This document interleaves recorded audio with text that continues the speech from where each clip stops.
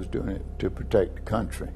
But Martin Renew now wonders if his country's government is protecting him.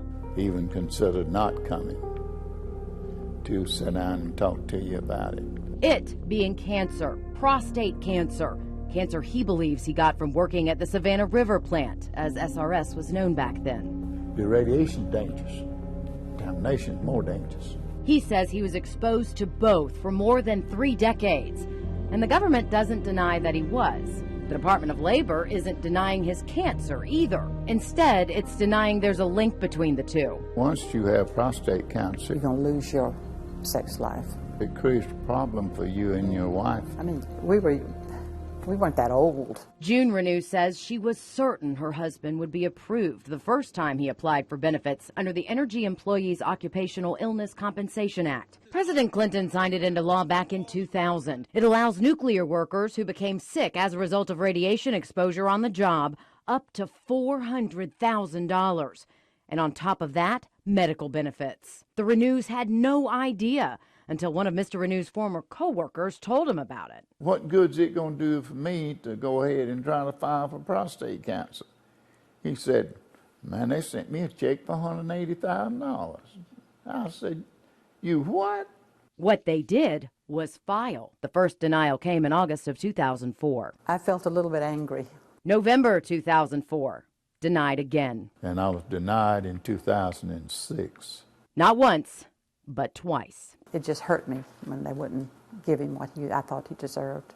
Then in 2007, the Renews had renewed hope because of this letter. The Department of Labor admitted to leaving a type of plutonium at SRS off the list when calculating exposure. He was already so close. According to the law, he didn't have to prove his cancer was caused by radiation. He only had to prove a 50% chance that it was caused by radiation. Before, his numbers had been around 36%. Surely, he thought, this would push him over the 50% line. March 2009, he gets a letter. 37.01% denied. Again. I mean, you think, okay, he's got this much wrong with him.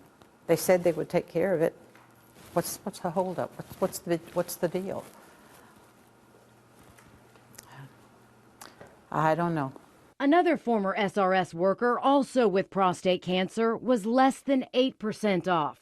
He was too afraid to go on camera, but wanted to show us he too had been denied multiple times. So many cases of cancer popped up at SRS. It's been given special status to make it quicker and easier for workers to get benefits. Anyone who worked there at least 250 days between 1953 and 1972 just needs to show they've been diagnosed with one of 22 listed cancers. The government doesn't calculate and require a set percentage like it did for Mr. Renew. Payment is automatic. Prostate cancer isn't on that list. That's because cancer experts say there's not a documented link between prostate cancer and radiation. Apparently there is one between prostate cancer and Agent Orange. Vietnam vets exposed to it got a check from the government. 9/11 first responders with prostate cancer are eligible for compensation too. That exposure is pretty well documented. Documentation of exposure at SRS? To say that's flawed is an understatement. First, applicants have to rely on the Department of Energy to provide proof of exposure, meaning the government gives the government the information used to decide if the government will hand over any money. Further tipping the scales in the government's favor, problems with the program itself. A report to Congress from March of this year points out those evaluating claims did not always run accurate searches. There's a database linking toxins to diseases. A decade ago, it listed 300. Now, it's more than 3,000. And get this, investigators found those examining claims are not always required to document that they checked if that list had been updated before approving or denying a claim. When I worked out there, I could not tell my family nothing. Which leads to another problem, the secrecy of SRS. Mr. Renew says exposing everything he was exposed to is a risk to national security. When he made a promise not to tell? He did not tell. He still, to this day, won't tell me anything. I mean, he keeps his word. That's one thing I admire about him. After effects is still there with me. Probably have it with me until I die.